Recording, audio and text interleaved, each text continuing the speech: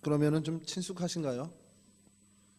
일전에 한번 저희가 재작년쯤인 것 같습니다. 2017년에 5월 달에 가정의 달 해가지고 성경 속에 있는 가정 이야기를 좀 나눈 적이 있는데, 그때 룻기를 하면서 룻의 가정이라기보다는 그 나오미의 가정을 좀 살펴본 적이 있습니다. 그때 이제 본문이 룻기여서 룻에 대해서 이야기하는데, 룻 그러면은 좀 뭐 여러분 요 동네 가까이에 좀 있는 교회 이름이 룻 교회라고 있어요. 예, 그 경희대 앞에 룻 교회가 있는데 되게 그 참신한 이름입니다. 왜냐하면 전국에 용두동 교회가 있을까요, 없을까요? 저희 교회 말고. 감사합니다. 일산 가는 데 있고요. 또 있습니다. 대전에도 있습니다. 대구에도 용두동이 있는데 거긴 교회는 못 봤고요. 예, 대전에도 용두동 교회가 있습니다. 용두동 교회도 되게 어떻게 보면 하나밖에 없을 것 같은 이름인데 전국을 찾아보면 몇 개 있거든요. 근데 룻 교회는 아직까지는 전국에 유일무이하게 여기가 하나거든요. 왜 룻 교회라고 이름을 지었을까 궁금하던 때가 있었어요. 그래서 그런 거 잘 못 참잖아요. 제가 또 성격이. 그래서 찾아봤는데 어디를 봐도 없더라고요. 혹시 아세요? 제가 한번 말씀드렸었는데 혹시 기억나시는 분 계신가요? 이게 너무 감사한 일이기도 해요.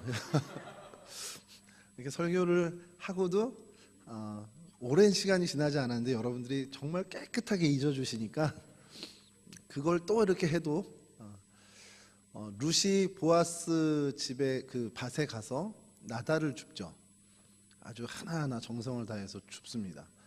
그 심정으로 많은 믿지 않는 사람들을 이렇게 추수할 때를 걷는다는 식의 그 마음으로 이제 목회를 그 교회 공동체가 돼야겠다라는 걸로 그 이름을 룻교회로 지칭을 했다라고 홈페이지에 나와 있습니다. 룻교회 홈페이지에요. 룻이라는 사람을 생각하면 먼저 떠오르는 게 그 일이 생각납니다. 그러니까 보아스가 먼저 떠오르고요. 그리고 이방 여인이라는 것이 떠오르고.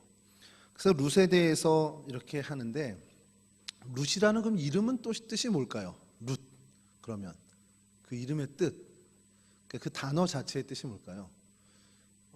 죄송합니다. 이렇게 사전에 얘기된 건 아니지만 황상동 목사님 그 상덕이란 뜻 이름이 뭐죠? 이름의 뜻이?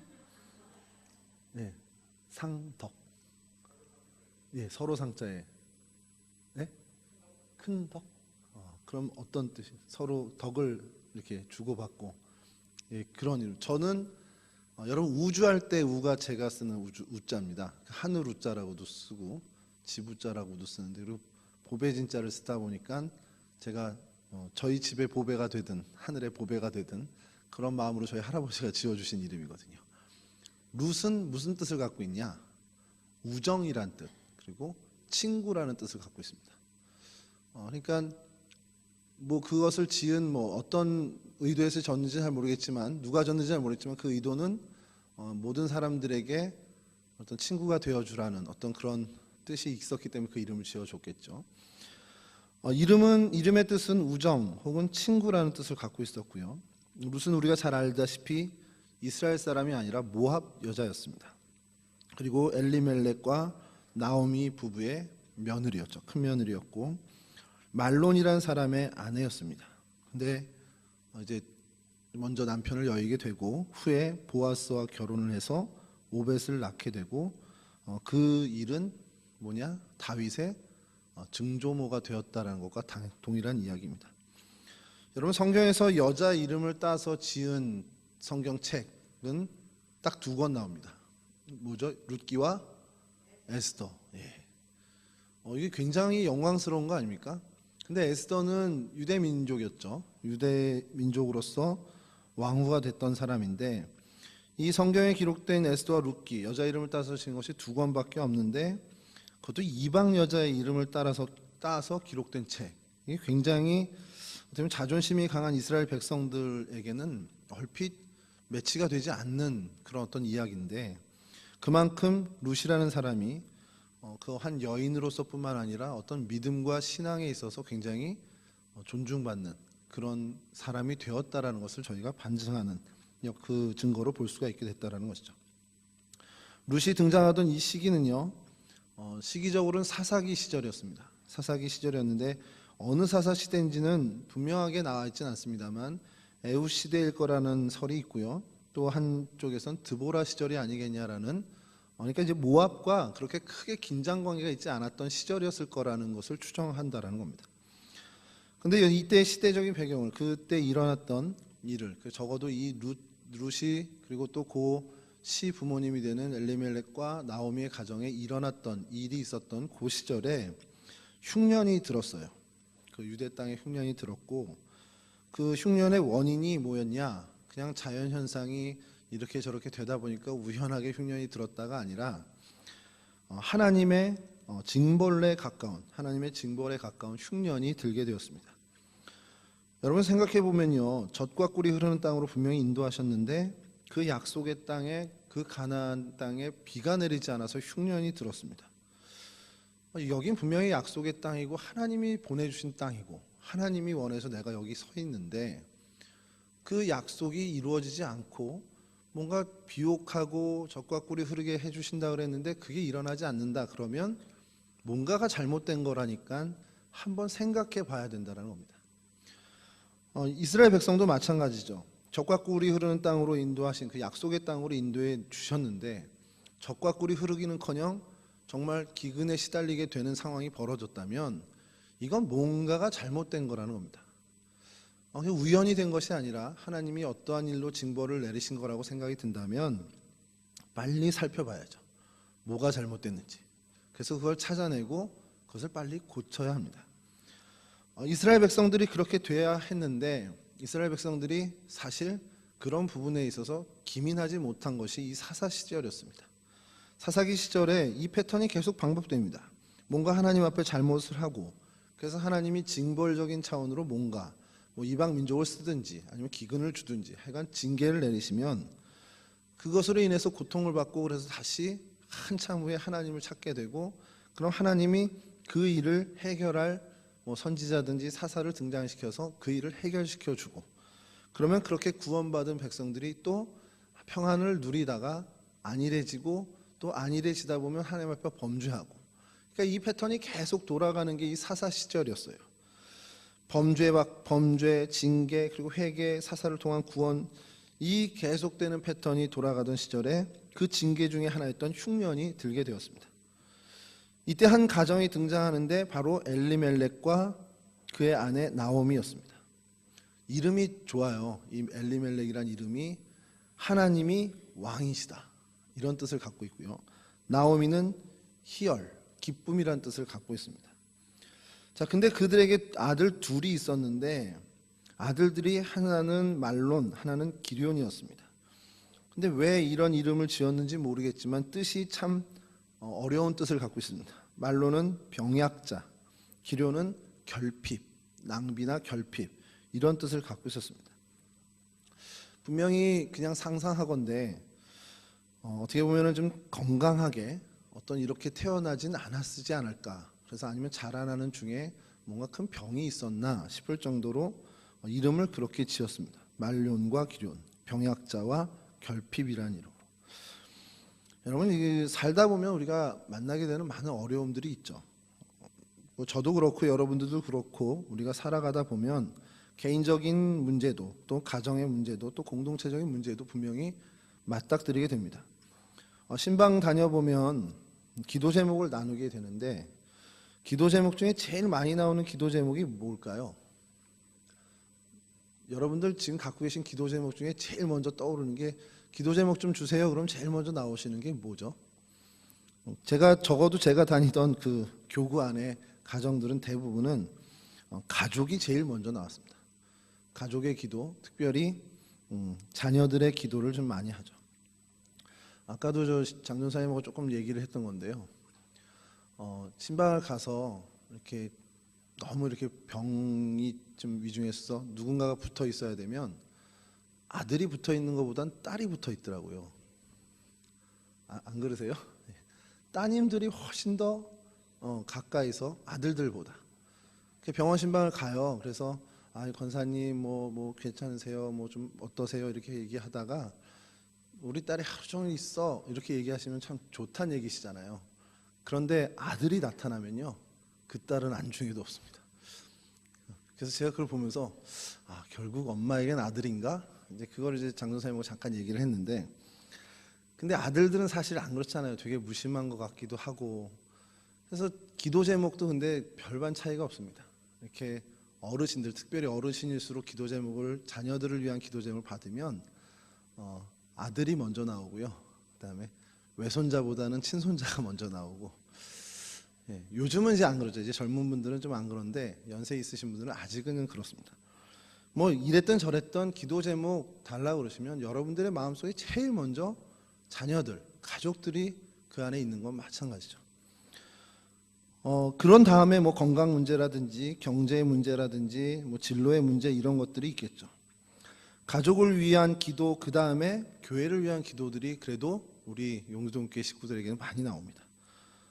여기에 또 이제 뭐 교회의 어떤 문제들이라든지 혹은 어떤 기도에 대한 문제들은 항상 기도를 해주시는 것들을 보게 되면서 이게 어떤 공동체구나라는 것을 느끼게 됩니다. 여하튼 여러분, 이 공동체, 적어도 이제 이 엘리멜렉과 나오미의 가정에도 이 아들들이 기도의 제목이었는지 모르지만 뭔가 문제가 있는 듯하게 저희가 상상할 수 있었죠. 자, 그 가족이 기근을 만나게 됐고, 그래서 뭔가 돌파구를 찾아야 됐는데, 아쉬운 것은 그럼 그때 뭔가 하나님께 매달리고 하나님께 초점을 맞추면 좋았는데, 그러기보다는 뭔가는 인간적인 수완을 찾았고 방법을 택해서 결국 모압 땅으로 이민을 가게 됩니다. 그러니까 오늘날도 뭐 이렇게 이민 가는 분들도 많고 또 이주 오는 분들도 있는데, 뭔가 자신의 가정의 문제 혹은 어떤 꿈을 향해 뭔가의 계획을 따라서 그렇게 움직인다는 것이죠. 근데 적어도 약속의 땅 가나안에 있었던 사람들이라면, 그리고 그곳에서 하나님의 약속과 조금은 어긋나는 모습으로 하나님의 징벌이구나라는 것이 느껴진다면 그 자리를 피할 것이 아니라 그 안에서 뭔가 해결을 봐야 된다는 겁니다. 그런데 그런 선택을 못했어요. 룻기 전체를 읽어보다 보면 이게 나오미의 선택은 아닐 거라는 걸 좀 추정합니다. 나오미의 선택이라기보다는 엘리멜렉, 남편의 선택에 가깝지 않았을까라는 것을 저희가 상상을 해보는데, 여하튼 이 엘리멜렉의 선택으로 인해서 이주를 하게 됩니다. 이주를 하게 돼서 거기서 잘 정착했으면 좋은데, 문제는 그 이주한 후에 그들의 고난이 끊어지지 않고 오히려 거기서 엘리멜렉이 죽음을 맞이하게 되죠. 엘리멜렉이 죽음을 맞이한 것으로 그치는 것이 아니라 그 두 아들 말론과 기론이 결혼을 했는데 이 둘도 거기서 죽게 돼버리고 맙니다. 어떻게 보면 가나안 땅에서 뭔가 문제를 피해 보려고, 어려움을 피해 보려고 도망가듯 이주를 했는데 그곳에서 더 큰 불행을 마주하게 됐죠. 이런 부분에 대해서 왜 일이 일어났을까? 왜 엘리멜렉은 당신의 이름이 하나님은 왕이시다라고 이름까지도 그런 사람이 이런 선택을 했을까? 좀 의문이 들 수 있는데, 당시 사사시대의 모습을 한 줄로 요약한 성구에서 그 답을 찾을 수가 있었습니다. 사사기 17장 6절인데요. 한번 좀 보여주시죠. 한번 우리 같이 읽어보시겠습니다. 시작. 그때에는 이스라엘에 왕이 없었으므로 사람마다 자기 소견에 오른 대로 행하였더라. 이스라엘에 왕이 없었으므로. 이스라엘에 왕이 없었나요? 물론 왕정 제도는 없었습니다만 이스라엘에 왕이 없었다는 건 틀린 말입니다. 이스라엘의 왕은 여호와 하나님이세요. 그런데 이 사사시대엔 그 왕이 어떤 왕정을 펼치지 못하게끔 사람들이 자기의 소견대로 살았다는 겁니다. 사사기에 독특하게 21장 25절에 또 한 번 이 이야기가 반복되는데요. 좀 보여주시죠. 또 좀 읽겠습니다. 시작. 그때에 이스라엘의 왕이 없었으므로 사람이 각기 자기의 소견에 오른 대로 행하였더라. 두 번이나 반복해서 사사기 시대에 이스라엘 사람들이 이랬다라는 것을 고발하는 성경 구절입니다. 엘리멜렉 이름이 하나님은 왕이시다라고 이름엔 그렇게 그럴듯하게 하나님을 왕으로 모신 것 같았지만, 결국 그 모든 삶의 현장의 문제를 해결하는 방법은 본인이 왕이 되어서 각자의 소견, 자기의 소견에 오른 대로 택하고 그래서 이민까지 가게 됐다는 것이죠. 그것이 이 가정의 사실은 불행의 시작이 되었다는 겁니다. 엘리멜렉이 자신의 어떤 육적인 문제를 해결하기 위해서, 그래서 그것을 정말 옮겨야 했다. 그런 생각을 했어요. 그냥 마음속으로 엘리멜렉을 최대한 한번 이해해보자라는 생각으로 그 두 아들의 이름이 말론이고 기럧이다 보니까 아이들에게 큰 문제가 있었을 거야. 그러니까 저희도 그렇지만 모두가 대부분의 그 가정들이 내 문제 내가 힘든 건 좀 잘 견뎌내는데 아이한테 문제가 있는 것은 사실 부모로서 너무너무 힘듭니다. 그러니까 엘리멜렉을 제가 최대한 이해하는 차원에서 말론에게 혹은 기럧에게 뭔가 정말 넘지 못할 문제가 있어서 이민을 할 수밖에 없는 그런 상황이 아니었을까. 그렇게 해서 좀 이해해 보려고 합니다. 그런 생각이라면 뭐 갈 수도 있겠구나. 아니면 경제적으로 정말 힘들어서 이곳에서는 도저히 뭐 핍절하는 상황이라 가나안 땅에 지낼 수가 없겠구나 라는 생각도 좀 해봤는데 그건 아닌 게 성경에 있습니다. 룻기 1장 21절인데요. 이런 말씀이 있습니다. 룻기 1장 21절에 제가 읽어드리겠습니다. 좀 보여주시죠.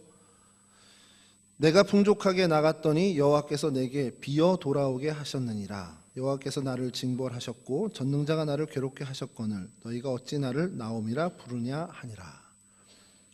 앞에 보니까요. 내가 풍족하게 나갔더니 적어도 가나안 땅에서 모압 땅으로 이사할 때 빈털터리로 간 게 아니고요. 그러니까 뭐 요즘 뭐 취업 이민 뭐 이런 차원이 아니라 투자 이민에 가까운 이민을 간 겁니다. 그러니까 나는 좀 자산을 잘 정리해서 그 풍족함을 가지고 모압 땅에 가서 잘 정착하려고 갔는데 그게 어그러지게 된 거죠. 그러니까 가나안 땅에 있는 동안에 뭔가 핍절한 상태에서 이민을 결정한 것은 아니라는 거죠. 그렇다면 좀 더 생각하는 건 결국 자녀의 문제가 아니었을까라는 생각을 하게 됩니다. 그런데 그 심정은 분명히 이해한다 하더라도 그 선택은 하나님의 뜻이 아니었다라는 것이죠. 이주를 했고 그곳에서 하나님의 뜻에 어긋난 선택으로 인해서 그가 더 힘든 상황을 맞이하게 됐습니다. 자, 그 상황에서 그 아들들까지 결혼시켰는데 이 두 아들들이 다 어떻게 보면 일찍 죽음을 맞이하게 됐죠. 결국 남은 것은 며느리 둘밖에 없었습니다. 이 며느리 둘을 이제 어떻게 보면은 나오미가 볼 때 창창한 인생인데 그냥 과부로서 살아가게 둘 수도 없는 거고 그래서 각자 떠나게끔 하죠. 근데 이제 오르바라는 그 며느리는 떠나게 되는데 룻은 좀 다른 선택을 하게 된 것이 오늘 저희가 읽은 본문 내용입니다. 가라 그랬더니 안 간다는 거예요. 그러면서 그 룻이 왜 그런 생각을 했을까라는 것을 오늘 좀 살펴보려고 합니다. 이제 시간이 얼마 남지 않았지만 아주 간단하게 좀 살펴보려고 합니다. 나오미가 왜 나오미 얘기를 자꾸 하냐면 이 룻의 믿음을 설명할 때 그 설명의 근거가 되는 건 나오미밖에 없습니다. 여러분 생각해보면 룻은 모압 여인인데 그가 어려서부터 하나님을 알고 자랐을 수도 없고 분명히 시집 와서 그 시댁에서 마주하게 된 시어머니 그리고 시아버지 남편을 통해서 하나님을 맛보게 될 텐데 말씀드린 것처럼 엘리멜렉은 하나님을 향한 선택에 실수가 있었던 사람이고 결국 나오미를 통해서 그가 바른 하나님에 대해서 인지하게 되고 경험했을 거라는 겁니다. 그러면 결국 나오미를 통해서 하나님에 대해 알고 하나님을 향한 신앙을 길렀다면 룻의 믿음이 위대해 정말 이방 여인으로서 지혜를 발휘하고 정말 그런 하나님이 주신 지혜를 가졌던 여인이라면 그것은 결국 나오미에게서부터 그 근거를 찾을 수밖에 없다라는 겁니다. 나오미의 신앙을 좀 살펴보는 것이 중요한 것이 이 나오미가 남편의 그런 실수에 대해서 그것을 답습했다면 그냥 거기 모압 땅에서 그냥 이름도 없이 지나간 한 여인이 됐을 겁니다. 근데 그가 이 모든 일들 일련의 과정들을 보면서 하나님에 대해서 하나님의 뜻에 대해서 정확하게 다시금 알게 됐다는 것이죠. 남편의 시행착오를 딛고 그가 이제 바른 선택을 하게 됩니다. 근데 여기서 중요한 것 중에 하나가요. 이사를 했어. 옮기는 것, 삶의 자리를 옮긴 것으로 인해서 자신들이 잘못 선택했다는 걸 이제 깨닫게 됐을 때 유대 땅에 이제 다시 풍년이 돌아오고 그래서 하나님이 복을 주시는 것, 그러니까 그 징벌의 문제가 해결됐다는 것을 이제 듣게 됐습니다. 듣게 됐을 때 옮겨야 되나 말아야 되나라는 분명히 갈등이 있었을 거라는 거죠. 근데 한번 옮긴 것으로 인해서 큰 상처를 받은 집안이기 때문에 옮기는 것에 대해서 주저할 수밖에 없었을 거라는 겁니다. 그런데 나오미는 그 전에 남편의 시행착오를 분명히 깨달았기 때문에 어떤 두려움 없이, 사실은 지금 옮길 수 있는 상황은 아니죠. 남편도 갔고 자식 둘도 다 간 상태에서 간들 무슨 의미가 있을까? 그것도 이제 홀로 된 며느리 하나 데리고 가야 되는 상황인데 무슨 의미가 있을까라고 생각을 했을 겁니다. 그럼에도 불구하고 옮겨서 다시 가는 것이 하나님의 뜻이라는 것을 이제 알게 된 거죠. 그러니 자신의 상황과 형편은 뒤로 하고 그건 우선순위에서 뒤로 놓고 제1 우선순위로 하나님의 뜻을 이루는 것에 대해서 결단을 하게 됩니다. 그런 나오미를 저희가 좀 먼저 봐야 된다는 것이죠. 나오미의 고백을 좀 들어보겠습니다. 룻기 1장 13절 그리고 20절 이렇게 있는데요. 13절만 좀 제가 먼저 좀 읽어드릴게요. 너희가 어찌 그들이 자라기를 기다리겠으며 어찌 남편 없이 지내겠다고 결심하겠느냐. 내 딸들아 그렇지 아니하니라. 여호와의 손이 나를 치셨으므로 나는 너희로 말미암아 더욱 마음이 아프도다. 이 모든 일련의 과정이 하나님께서 징벌을 내리신 것으로 정확히 깨달았습니다. 자, 그쯤 되면 사람이 좀 마음이 강팍해질 수도 있는데 그렇지 않고 그의 마음은 하나님의 징벌을 받은 이후에도 그 마음 가운데는 긍휼함과 사람을 향한 사랑이 넘쳤습니다. 그 이유가 뭐냐면 며느리들에게 각자의 인생을 찾아가게끔 길을 열어주는 겁니다. 끝까지 붙잡을 수 있어요. 당시의 제도하에 의하면 그냥 붙잡아 놓고 너희들 나 봉양해야 돼. 나 죽을 때까지 너희들이 책임져. 이렇게 할 수도 있는 상황인데 그 모든 것들까지 다 포기하고 각 며느리들에게 새 인생을 살게끔 배려를 해주는 시어머니의 모습을 볼 수 있습니다. 자, 그 상황 속에서도 자기가 정말 나라까지 떨어진 상황에서도 결국 타인을 향한 배려나 타인을 향한 사랑을 놓치지 않았던 그런 신앙인의 모습을 저희가 발견하게 됩니다. 스스로를 이제 나오미라고 부르지 말고 쓴물이라는 마라라는 뜻으로 이름을 부르라라고 이야기하면서 자신에 대해서 계속해서 엄격함을 갖게 됐고요.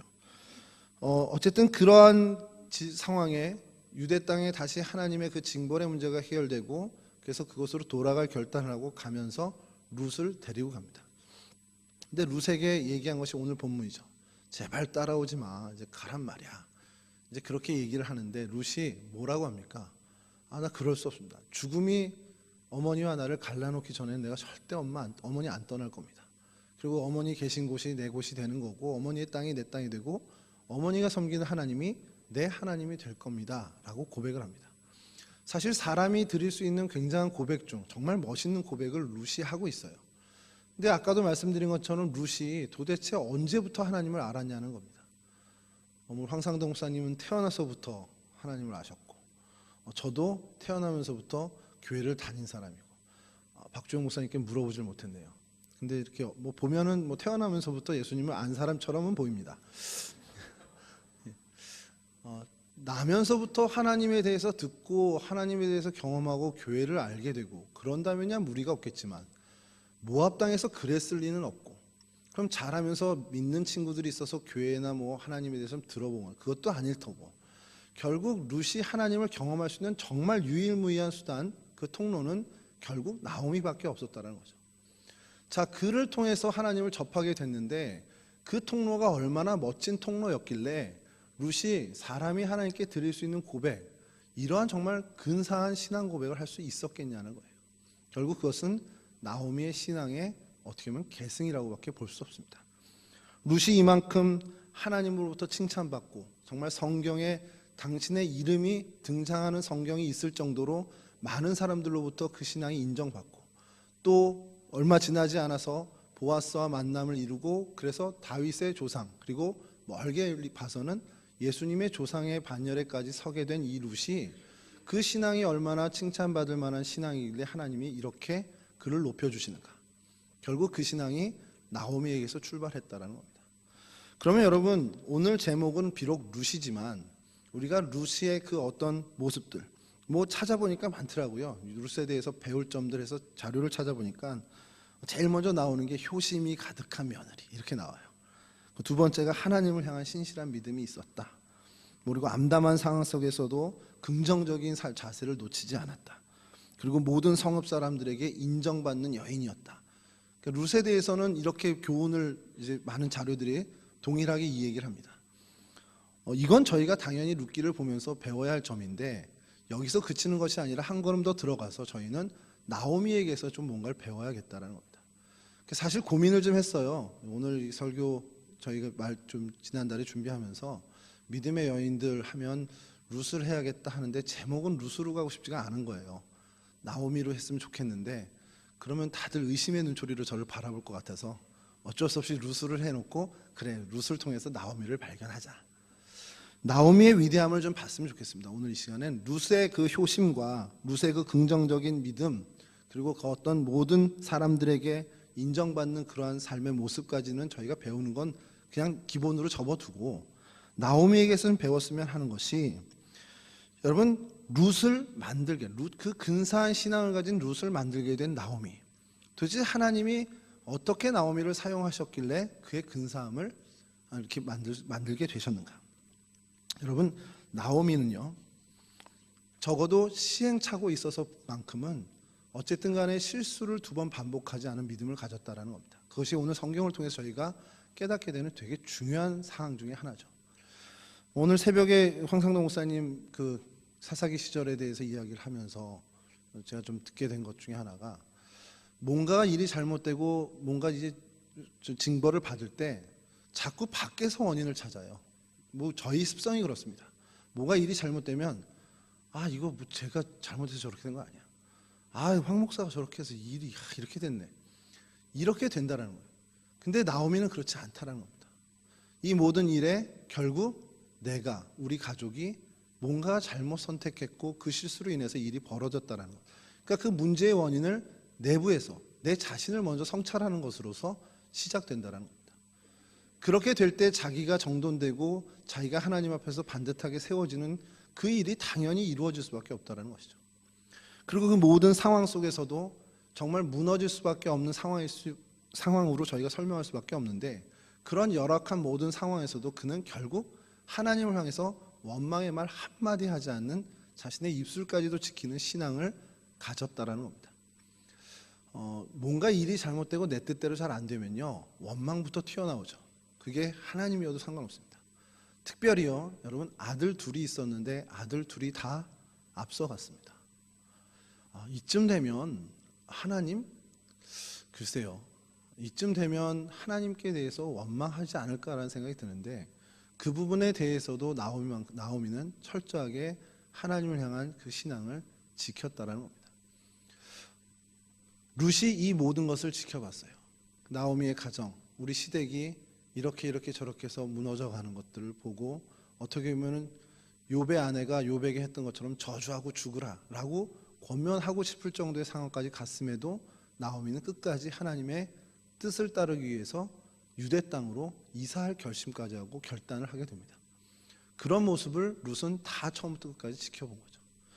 결국 이러한 나오미의 신앙의 행보 때문에 룻은 그가 섬기는 하나님의 위대함을 결국 알게 됐고, 나오미를 통해서 그의 신앙이 더욱더 돈독해지고, 그래서 가나안 땅으로 다시 이주해 갔을 때 룻이 보이는 행보는 역시 나오미의 며느리다운, 나오미의 그 신앙을 계승한 사람다운 그 신앙의 행보를 보이게 됩니다. 어머니가 하시는 이야기 하나님의 말씀으로 듣고 그 말씀 그대로 순종하죠. 그리고 어떤 상황 속에서도 불평 없이 작은 일에 기뻐하며 하나님께 영광 돌리는 룻의 모습을 보게 됩니다. 그리고 결국 그를 사용해 하나님께서 하나님의 큰 일을 이루시죠. 우리 모두가 룻이 되자, 우리 모두가 나오미가 되자라는 어떻게 뻔한 결론이지만, 그래도 적어도 한 가지는 좀 놓치지 않았으면 좋은 것이, 모든 일이 벌어졌을 때 그 모든 일들의 원인을 내 자신에게서 나를 성찰하는 것으로 살피는 이 한 가지는 저희가 놓치지 않아야 되고요. 한 걸음 더 나아간다면 나의 그 모습을 통해서 분명 내 주변에 누군가를 하나님이 룻으로 만들고 계시다라는 사실을 놓치지 않아야 한다는 겁니다. 그게 내 자녀가 될 수도 있고요, 내 가까운 속해 식구가 될 수도 있고, 내 주변에 정말 아주 친하게 지내지는 않았던 그 사람이 나의 그 신앙의 행보를 통해 룻으로 성장하고 있다라는 사실, 그것은 여러분들이 인식하든 인식하지 못하든 하나님은 여러분들을 사용해서 오늘 이 시대를 살아간 룻이라는 믿음의 귀한 사람들을 만들어가고 계시다는 사실입니다. 그 사실을 놓치지 말고, 그래서 오늘 룻을 통해 또 나오미를 통해서 깨닫게 된 부분들을 우리의 삶 속에서 계속해서 힘있게 능력있게, 서운해하지 마시고 격려 없다고 또 칭찬 없다고 뭐 누가 알아주지 않는다고 낙심할 것이 아니라 그저 묵묵히 하나님과 대면하며 하나님의 귀한 도구로, 그런 은혜의 도구로 믿음의 통로로 꾸준하게 살아가시는 여기 계신 모든 여러분들이 되시기를 주님의 이름으로 간절히 축원합니다. 잠깐 기도하겠습니다.